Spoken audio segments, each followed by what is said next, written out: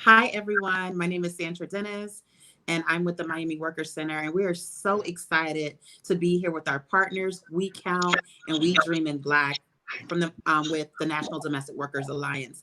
And we're going to be talking about International Domestic Workers Day that is tomorrow, and all the amazing work that domestic workers do and how valuable they are to our community. Miami Workers Center is a strategy and action center, and we do work at the intersection of race, gender, and socioeconomic status. We are excited to have the guests, and I'm going to bring it over to Monica, who's going to introduce the rest of the panel. Thank you so much, Sandra. So I'm really excited to have all of you here. So my name is Monica, and I am a communications folk here at Miami Worker Center. And it's really a privilege to host all of y'all here, being that this is a moment that's really important and there's so much work that's being moved. So if we wanted to start, Miss Marie, please go ahead and introduce yourself. Hi, everyone. My name is Marie Francois, and I'm an organizer at the Miami Workers Center / We Dream in Black. And I think you all might need to know what is the meaning of We Dream in Black. We Dream in Black, we are a group of Black women led by Black women. We are fighting for justice, for respect, dignity, and for what else? For fairness, and also for security to ourselves and our job. I pass it to Claudia. Thanks, Ms. Marie. So my name is Claudia Navarro. I'm the program director at We Count. We Count is a worker center in Homestead. Our base is predominantly farm workers, plant nursery workers, domestic workers, and day laborers. And we work at the intersections of immigrant and workers' rights. And yeah, so I'm just excited to be here today. Anastasia. Hi, everyone. My name is Anastasia Kuna. I am a member leader of Matahari in Boston and a survey organizer for NDWA and We Dream in Black. We are working with nannies, home care givers, and house cleaners to better their working conditions and for better benefits and respect at the workplace in Massachusetts. Okay. Thank you. Thank you so much. Yes. Thank you, Miss Marie. Thank you, everybody. So we're going to start with, so a lot of things that we're going to talk about today, right? Because there's so much going on right now. Some things that we're going to talk about is a little bit of the history of International Domestic Workers Day. We're going to talk about a program that's now accessible for domestic workers and their employers, which is the Ilia Program. We're going to talk about the We Dream in Black program, right? Because this is a lot of work that's being done on the ground. And we have our domestic worker organizer, Miss Marie, here to talk about that. So we're also going to be talking about a survey that's being done through We Dream in Black and NDWA. And then we're going to talk about just recovery, returning to work during the time of COVID. So let's start a little bit with like the history of International Domestic Workers Day. And let's share a little bit about what it is and why are we here. Yeah, so I can kick that off. International Domestic Workers Day was done in honor of an ILO Convention 198 passing on essentially fair work and workplaces for domestic workers. And so I think as we see in this current movement with everything that's happening, a lot of these movements are transnational, are global. And so we are just one part of the the global fight to better working conditions for domestic workers. And so tomorrow is International Domestic Worker Day in honor of that passing. We also have the International Federation of Domestic Workers that fights specifically to get the ILO convention passed in different countries. And so we're excited to uplift and talk about the history of domestic work, particularly here in the United States, which we see is a racial one. If anyone else wants to add on to that. Thank you. Thank you, Claudia. So, Ms. Marie, do you want to tell us a little bit about why this is really important for domestic workers, why it's important to have a day like this recognized not just nationally, but internationally for domestic workers? Oh, I think it's a very important day for all of the domestic workers because at least everyone will see how important we are. And unfortunately, we cannot stay home. I mean, that happened. We stay home because of the pandemic. But if it was another time, we all should stay home to make them feel how important we are because without us, their work are not possible. So it is very important for us to celebrate that day because, as I said earlier, we are very important. Even they don't value us, but we know we got value so far. Yes, thank you so much, Ms. Marie. Yes, yes. So I don't know if you wanted to add a little bit there, Sharon Anastasia. Yeah, I would like to add to what Ms. Marie said. It's very true. Domestic workers do very important work in this country. And unfortunately, we are not valued. Without us, the lawyers, doctors, engineers wouldn't be able to do their work. They're able to go and work because we stay home and take care of their children. We clean their homes. We take care of their elderly family members. So we are very important. And finally, now we are seen as essential workers. We have always been essential workers, but we were never treated like essential workers. So I'm glad that things are changing and people are seeing us. They're seeing the value that we have. And I hope that we are paid accordingly, and we don't have to be working 2-3 jobs to make ends meet. We deserve a living wage. Absolutely. Thank you so much, Anastasia. Yes, thank you, folks. These are really, really important points to touch and address. So now we'll jump a little bit into the Ilia program, right? NDWA has a lot of programs that they're hosting for folks and their chapters. And I think the Ilia program is something that is really important that people may not know is even available. So Claudia, you want to start us a little bit with the Ilia program and what it is? Yeah, so I think combining or recognizing the history of domestic work in this country, right? And I think, again, uplifting this particular moment, how we have so many institutions that were carried over from slavery and from Jim Crow and all of these things. And so, you know, about 100 years ago, a little less than, there were mass movements in the labor rights movement for reduction in hours, for an increase in wages, and domestic workers were strategically excluded from that. And so NDWA has been, I think, instrumental in thinking creatively about how domestic workers do have access to benefits because they are excluded from the typical worker protections. And so the purpose of Ilia is to have is to be able to provide paid sick leave, different types of insurances in case a domestic worker gets sick or injured on the job, normal protections that most of us already have in our traditional workplaces. And so it's a portable benefits program geared towards domestic worker house cleaners. And so I think it's innovative in the way that it is tied to the worker and not to the employer, as we often see, right? And so I think also talking about things in the context of this pandemic, a lot of narrative has been around, well, no, you have employer-sponsored healthcare and that's enough. And so then we've seen the mass job losses and we see that, no, that it is not enough and that we need more protections for our workers. And so I think Ilia is innovative in that it's super simple to use.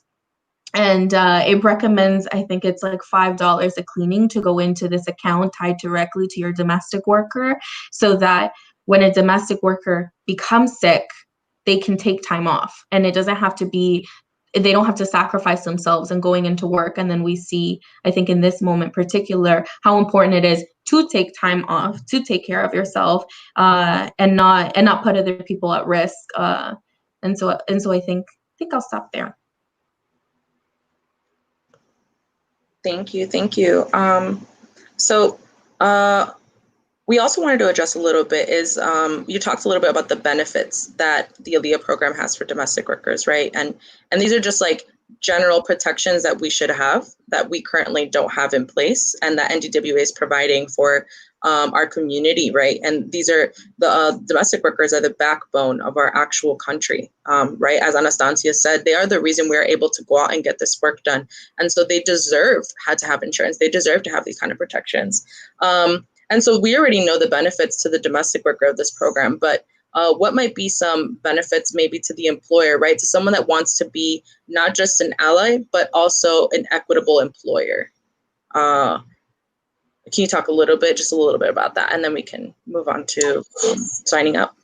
Yeah, I mean, I think that in this moment, as folks become more conscious about how, I mean, and we know like all of these things are structural issues, but how we can take it individualized and make a difference. And so for those that want to be conscious employers and really do see domestic work as essential work, this is a way that they can also buy into that system and ensure that domestic workers do have access to these benefits. And so the benefits are far ranging. The list is not only paid time off, but there are certain accesses to disability insurance, accident insurance, critical illness insurance, life insurance. And so to have access to all of these things makes a huge difference to domestic workers when they're oftentimes the sole provider in their households. Thank you. Thank you. Ms. Marie, I just wanted to ask you quickly. I know you have so many members right now that because of COVID haven't had access, as Claudia mentioned, that COVID has now taken away access to so many people from just like having income, but also most people have relied on their job insurance. How has, like, if you can say lightly, how has this affected your membership? You know, is it predominantly affecting most all folks, or, you know, can you talk a little bit about that? I think that affect all of my members because remember in Florida we don't have no domestic bill of rights. They don't have that. So most of them don't have no insurance, no Medicaid whatsoever, because some of them are undocumented. So there is no way for them to have any benefits at all. So it's affect them. But at least with Alia, if we have to talk also about the employers, because not all of the employers ready to help the employees. That's something they're going to do it with the heart. I mean, if I've been working with you forever, you have to take that in consideration and provide me Alia if you wanted to, because it's up to the employer. So this is to be an equitable employer, right? To be Yes. a supporter, right? Yeah. Mm-hmm. So thank you so much, Ms. Marie. Thank you. So I just wanted to address a little bit.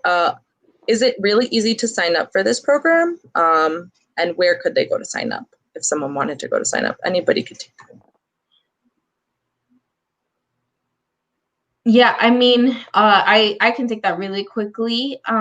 So it really just requires a telephone number that is going to be attached to yourself, and then I can give you the website that I don't know off the top of my head, but I think what I did want to flag also, like Ms. Marie said, we have a lot of employers that aren't willing and don't want to provide a lot of these rights and benefits to people. But I think what the beautiful thing about organizing is educating workers and also empowering them to take matters of negotiation into their own hands. And so I know that statistically speaking, employers are a lot more likely to want to enroll in Ilia when the worker brings it up to them, right? When there's a conversation about how this can individually benefit people versus employers finding out about Ilia through other measures. But I will find the website for you because I don't have it off the top of my head, and this page is not loading. Okay, it's finding this petition. So I'll make sure to share that in the comments right now. So when you share that with me, I can drop in the comments. All right, thank you, folks. Thanks. So I want to talk a little bit, to highlight the program that Marie works with directly, right? So We Dream in Black, Miss Marie, you want to tell us a little bit about We Dream in Black? Okay.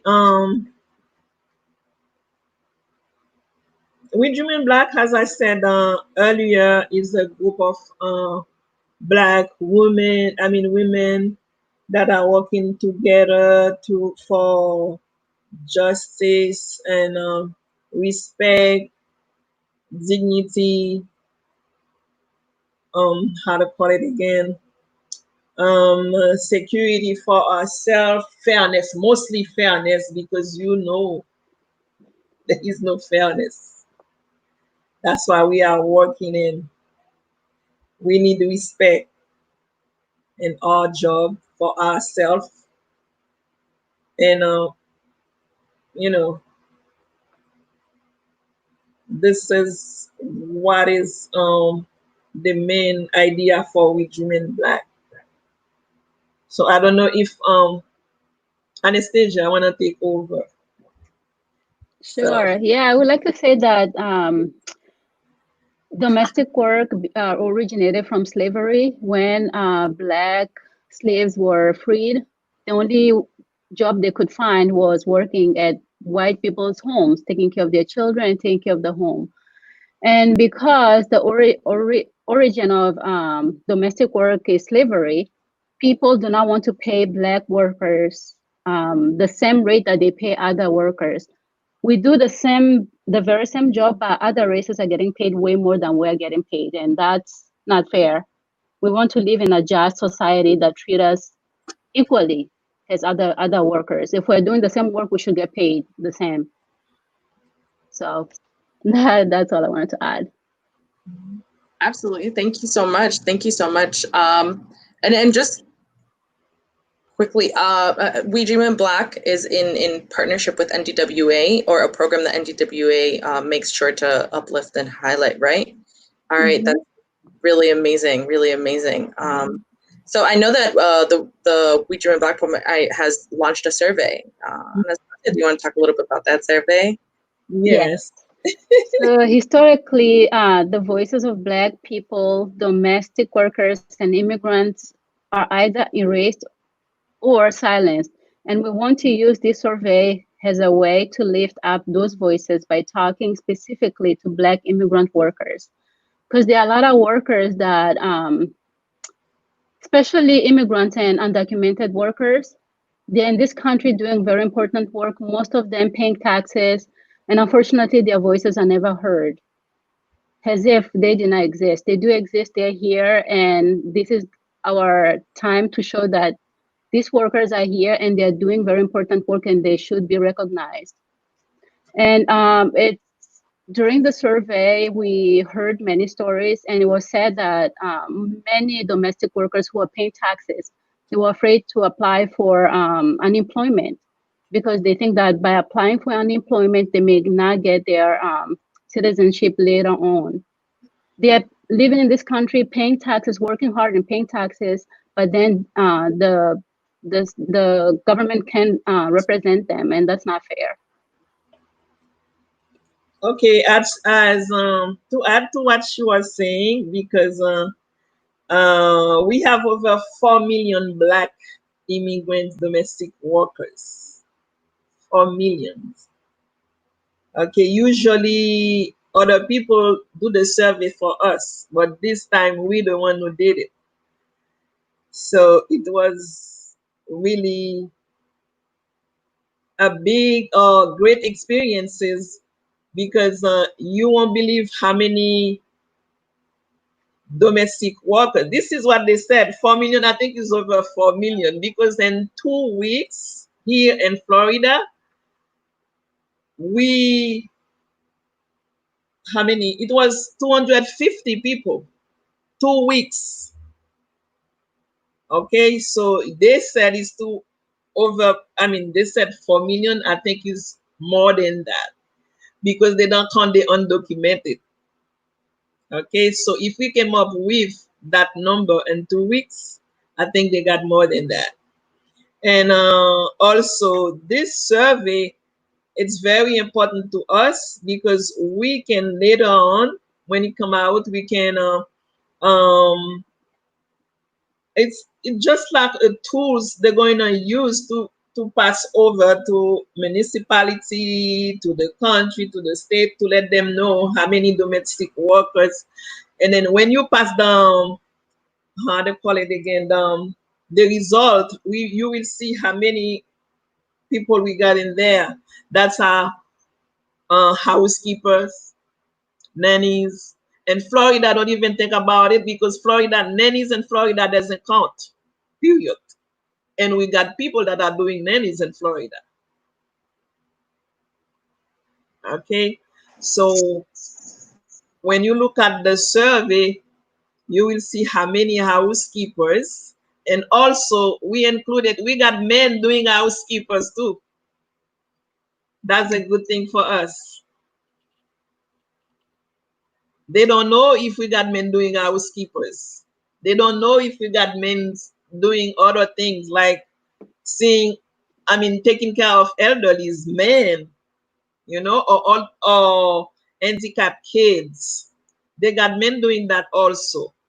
So we come up with all of those things in the survey. Thank you. Thank you Yeah, so much, Ms. I would Marie. like to Thank add you. a little bit. Yeah. Okay, as people, we contribute to the social and economic fabric of America. And it is important for our stories to be told by us. Absolutely. Thank you so much, Anastasia. That's a super important point. So these surveys was done, right? This is a survey done by Black folks for Black folks. Considering the climate that we are in, that is a lot of the work that we're noticing that needs to be uplifted, right? That's a lot of the work that is needed right now because of the inequalities that they're facing, the disproportionate impact, one, that COVID is having on Black communities, but also the way that the systems, right, work on in contrast or against Black communities, right? So I am so grateful that we are able to uplift this work, right? And I'm so grateful, Ms. Marie. How do you feel as an organizer that was able to move this work? How does seeing this come to fruition, and now that seeing that that this work is being pushed by NDWA, this work is being funded, this work is being invested in. How does that make you feel as an organizer, and as a We Dream Black organizer? I feel great because I'm starting with 8 people and came up with 200 plus. It was awesome job, because we weren't expecting that. I was expect to find more reluctance. People don't want to get involved, and also it was too good to be true. Some people think it was a scam, because we have to pay them. We pay them $25 for the time, and also after that, if they are qualified, they will send them $400. So nobody could believe something like that can happen to them. But it was a great turnout. I really feel great about it. So not even And are we I hope they see something when they see the numbers. It's not something, out of nowhere, or just, but those are existing people. So I feel really great about it. I'm so glad. It's been really a privilege to see how this has also changed kind of the environment that we have felt from you, Miss Marie, as an organizer that's seen the investment that An organization like NTWA is putting into this work, and then not just making sure that y'all are being counted, right? It's also investing in the people, in the members, in the community, right? That's putting their information to y'all, and that's giving the trust. So I feel like that was really beautiful, right? Yeah. No, we were prepared for that because before we ask any question, we make sure we introduce ourselves to let them know exactly the purpose of doing that. So it was well prepared. Awesome. Thank you so much. So Anastasia, I wanted to ask you, so once we get these results, right? So when we would get when would the results be launched? And two, once you receive the results, what does that mean? Like, what's like the next, not the next step, but like what can that possibly trigger in communities, right? Yes. So we'll be getting the results tomorrow at 10. We'll have a launch party tomorrow. And we will be using the survey and the results to advocate for workers for better working conditions, better pay, benefits in the states of Massachusetts, New York, and Florida, Miami.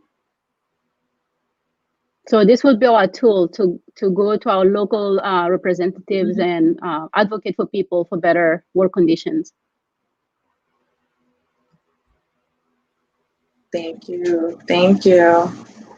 All right. Thank you so much. So if we can talk a little bit about, right, just recovery, right? So what does just recovery mean during a time of COVID? And not just recovery, what does it mean in a time of COVID, but what does it mean for domestic workers? Domestic workers work in close proximity to folks. They work up front, either with families or just in their homes, right? So considering the work that domestic workers do in the high exposure, right? What I know that NGWA is providing programs. What is the opportunities or things that are being discussed as ways to enter the workforce after COVID? And anyone can give input on this one. So. Yeah, here in Massachusetts, we've been advising workers to use PPE, and even if the employer is not providing, we advise them to use them because it's important for them to stay healthy and also make sure that their own family members are healthy. And in Miami Worker Center, we encourage all of the members to get involved with the course the National Domestic Worker Alliance was giving online to help them prepare for the returning at work, what they need to do, what precautions they need to take at work and at home also. So yeah, this is what we've been doing too.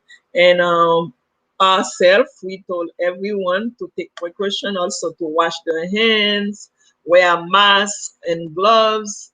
And after you finish to work, when you get back home, leave your clothes outside, don't get inside, especially when you have kids.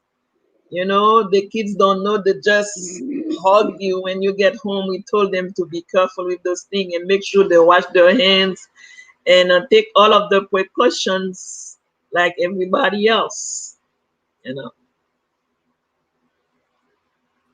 be ready when they go back to work to do the same thing. Yeah, I mean, I think also the larger question is like, what does it mean for a just recovery, right? I think it refers to how we open up state by state and move to the next phase in this pandemic, knowing that the future is uncertain and we don't know exactly when we'll be able to move to the next step and be able to embrace our friends, our family, and our loved ones the way that we once did. But I think this conversation is particularly important.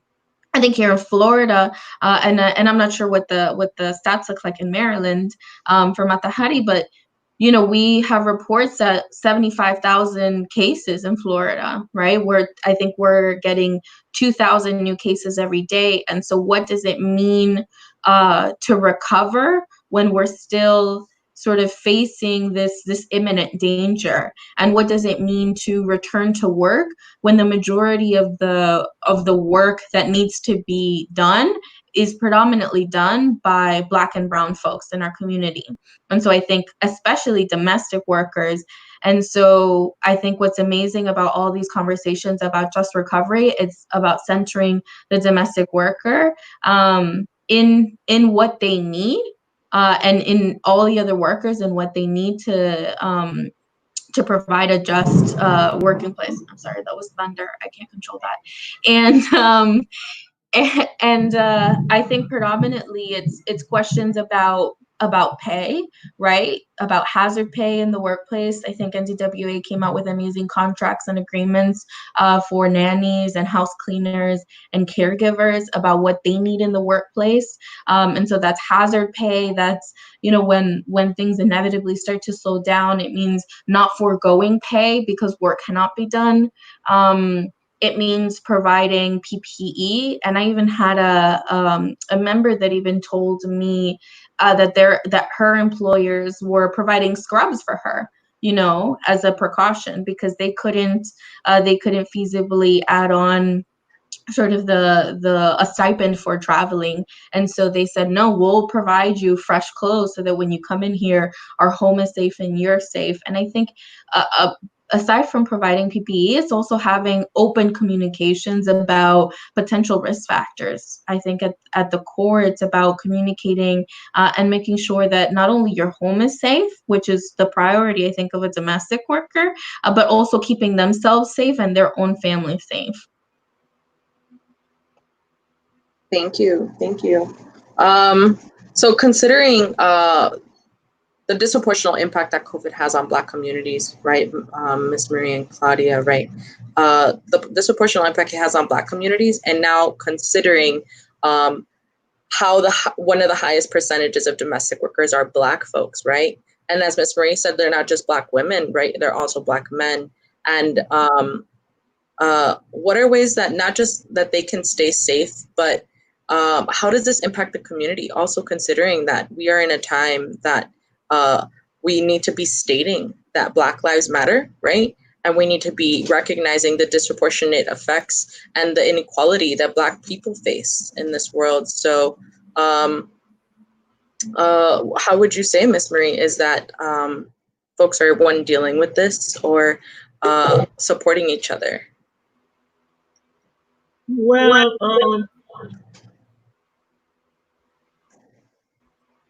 and it could be just like how your members are supporting each other in that way, right? If it's through conversation, or just, programs that we've been able to have access to, just,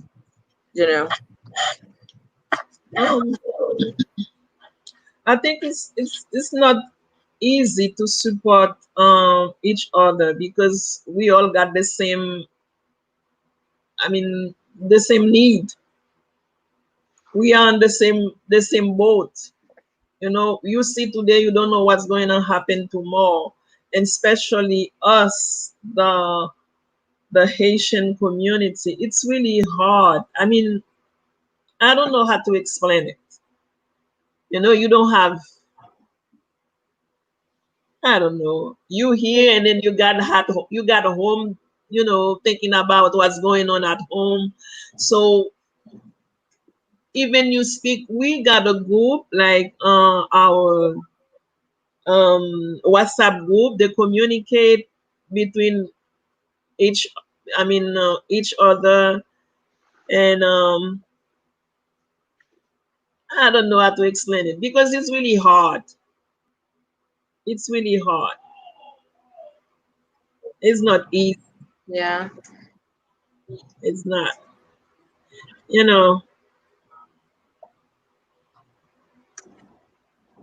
I think I'll add to that, and I'm not sure it entirely answers the question, but I think we began this year with the inkling of a pandemic and then quickly realizing how our national infrastructure did not support working class Black and brown folks, even though we have had decades of organizers and activists and folks saying, hey, this system does not work for us, right?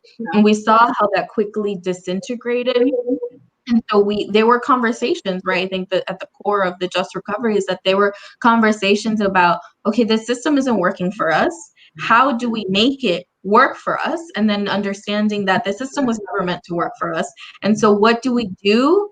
And how do we begin to create a system that does work for us, right? And so I think, and I'll take this from the national, the acronym, the National COSH, right, the Council for Occupational Safety and Health. Part of their recommendations for a safe and just return to work is measures to include equity, inclusion, and a path to end health and economic disparities, right? And so how do we use this moment to throw everything away that hasn't been working? And I think that has just been multiplied by the Black Lives Matter movement, because we see not only do we have health and economic disparities, but we have social, civil, human right disparities where folks are not being treated the same. And so what do we do now but throw it all away and work to build something that centers our communities, that centers our folk, that keep the economy running, right? And so I think, you know, we there's a lot of like big talk about, oh, the economy, and knowing that like the people at the bottom 90 are over 40% of the consumers are what runs the economy. And so all of these bailouts and all of these things that are going to corporations and small businesses and all this, that's not helping us. That's not centering the people that need to be centered, right? So I don't know if that answers your question, but I think this puts us in a good moment to center workers and to listen to what it is that they want. What does it just, not even just what does it just recovery look like, but what does it just workplace look like? Yeah, absolutely. And then I can take that as an example. Like for instance, we got in city of North Miami. I don't know if you all have some time to explain it. Okay, they said they were helping people to pay their rents, right? So they asked them so many questions. You know, first of all, if I rent you a house, right? So I don't have the IPN, I mean the number for the rent collector or something like that. How I'm going to get your social security? They want me like, if I can find the NPN or the INP, whatever the name is, I need to bring the social security of the landlord. Otherwise, I won't be qualified. So what kind of help is that? How the person going to find that landlord social security? And the money is there to give away to people who are in needs, and those people are in needs, but they don't want to help them. You know, so yeah, I think what it was, both the city of Hialeah and the city of Miami opened up that rent relief, and within an hour they were tapped out, right? And so then we have like million and billion-dollar police budgets, right? Like all this stuff is super interconnected. And actually, like Anastasia, I'd love to hear about like any local fixes in Maryland.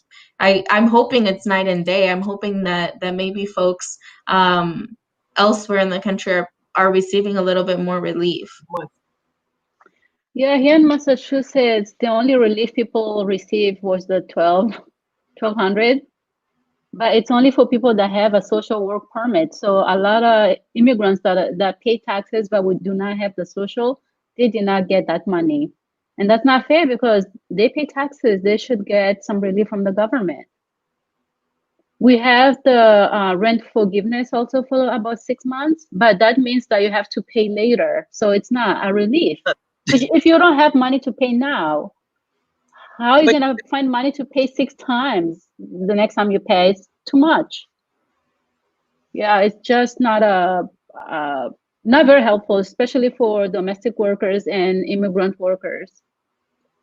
Because as we know, domestic workers do not pay that, they don't get paid that much. So even before the coronavirus pandemic, they were already struggling. And then you add the pandemic on top of that, it's just disastrous for people, workers. Absolutely. Thank you, Anastasia. Thank you, Claudia. Thank you, Miss Marie. Thank you, all.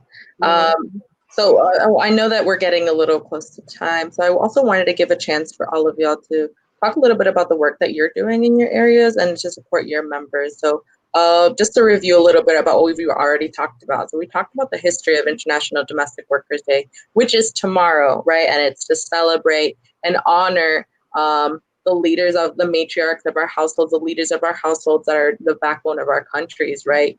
And where domestic work has come from and where it is now, and the rights that we are fighting for every day, right? Because I know all of y'all are definitely advocating, if not at all times, most of the time, for protections and rights for domestic workers and along with your members, right? Because I know a lot of the work that most of us do are base building, and it's definitely uplifting and making sure that we're providing the opportunities for our members to be those leaders. And then we also talked a little bit about the Ilia Program, which is a way for domestic workers to also hold their employers accountable, but also to have an opportunity to have insurance, right? Which is a way to protect themselves.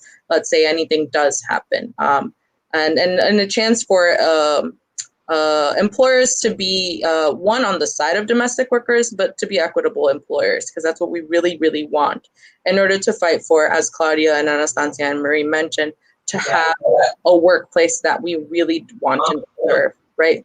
And then we also talked about the We Dream in Black, right? We talked about the program that there is already, the purpose of the program, why we're here, also the disproportionate impacts that are already, and the origination of where it originated, right? Where domestic work originated, and how it's still a dominated Black field and a Black and brown field, right? So, and also how the disparities between payment, even in this field. So we also talked about the survey, the importance, the results will be launched tomorrow by NDWA, as well as what that means for the communities, right? How this is going to facilitate steps that can now be taken, and it's going to be a tool that can now probably fight for more rights, or not even just more rights, for rights for domestic workers.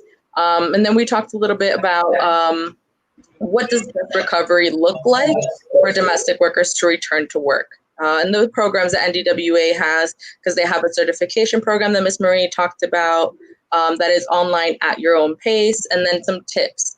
And so the tips according to Massachusetts and what they're providing, some tips according to Homestead, and then some tips according to Ms. Marie's workers and Ms. Marie's members in the Miami area, right? So I want to know a little bit about the work that each one of y'all is doing, and then we can close out for the day. So whoever's ready to go. So here in Massachusetts, we are working on wage theft and educating workers that they should get paid time and a half after 40 hours.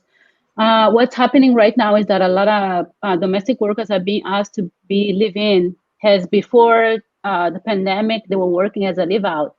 And now they want them to live in, and they work nonstop, and they're not getting paid. They're only getting paid 40 hours, but that's not fair because they work way more than that.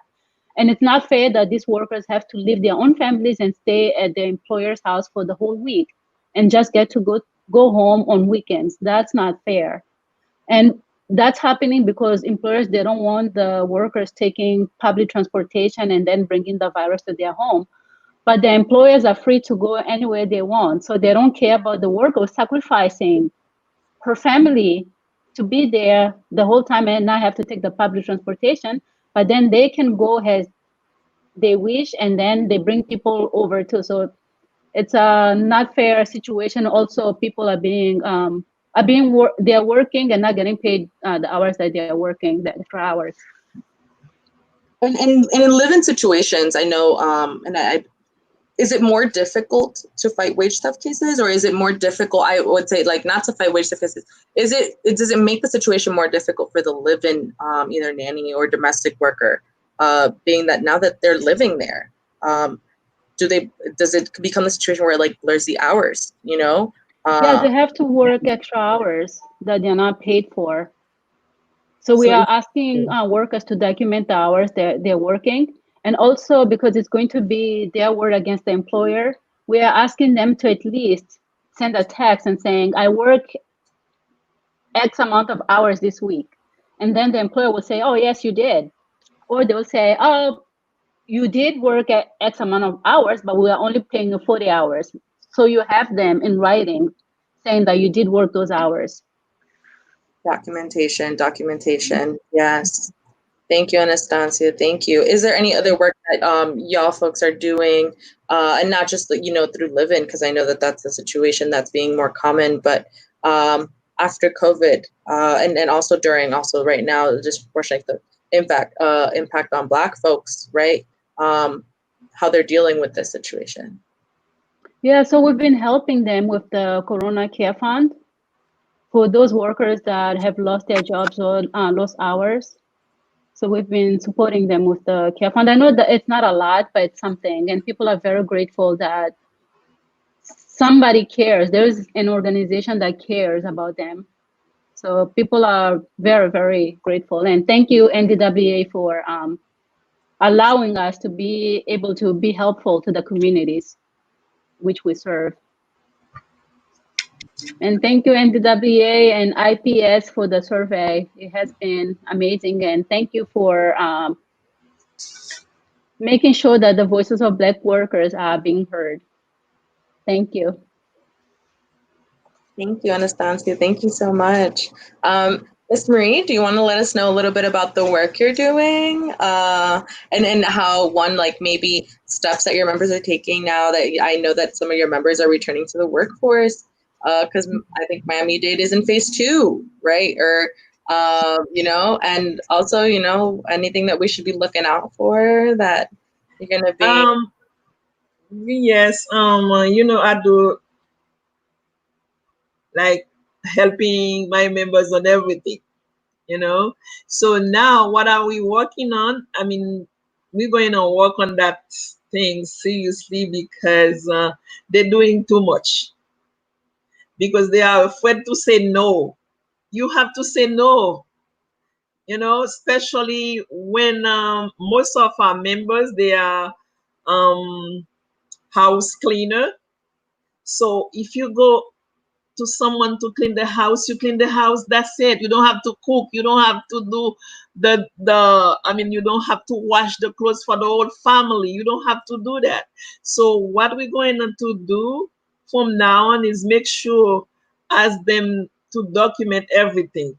Before you go to that person's house, make sure you got everything in documentation.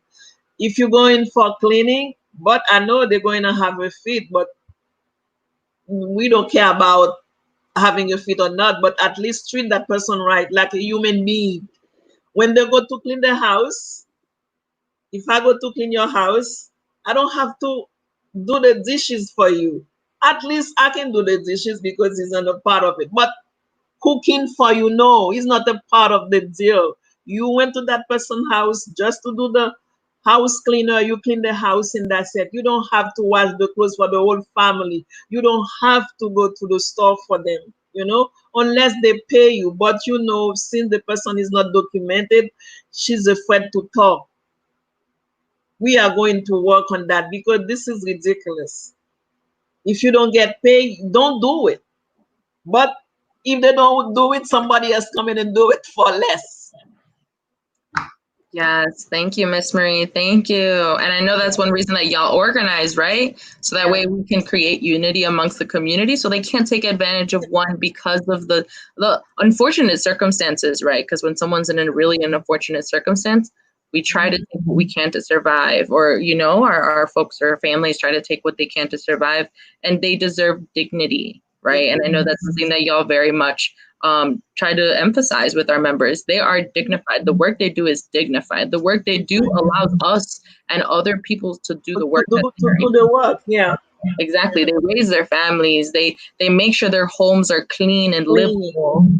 Yeah, so thank you, Miss Marie, thank you. And I know that you host monthly meetings, so if there are any folks out here in Miami-Dade area, that are, that they could reach out to Miss Marie for the monthly meetings, and you do duolingual, right? Yes.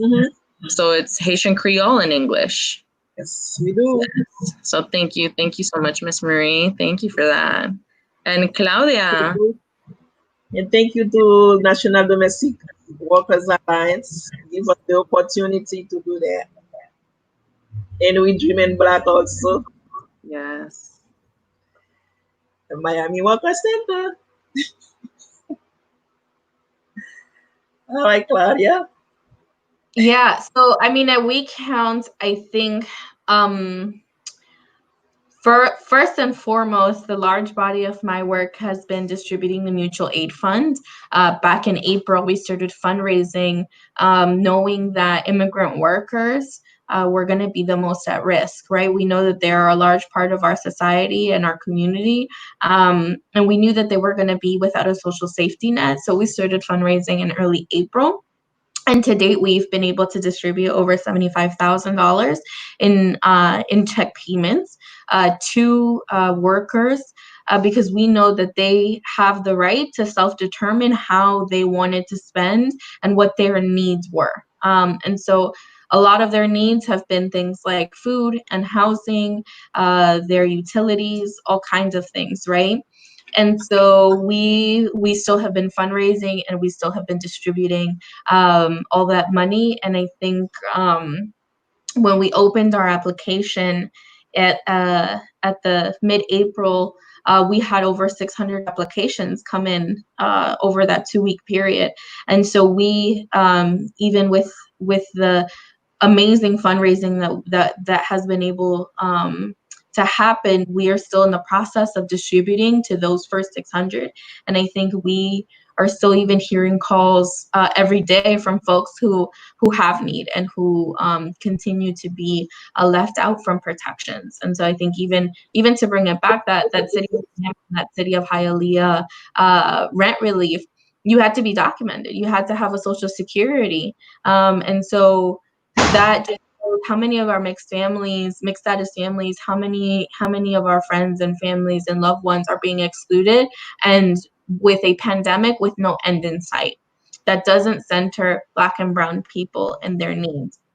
And so I think having that conversation with our members has been a large part of that, and figuring out how we, like many other organizations, move digitally and do digital outreach when a lot of our community doesn't have tech literacy, that doesn't have the resources to be able to reach by phone or internet because they don't have the capacity to pay for these tools and necessities. And so I think being creative, based in Homestead, our center has really been a walk-in center.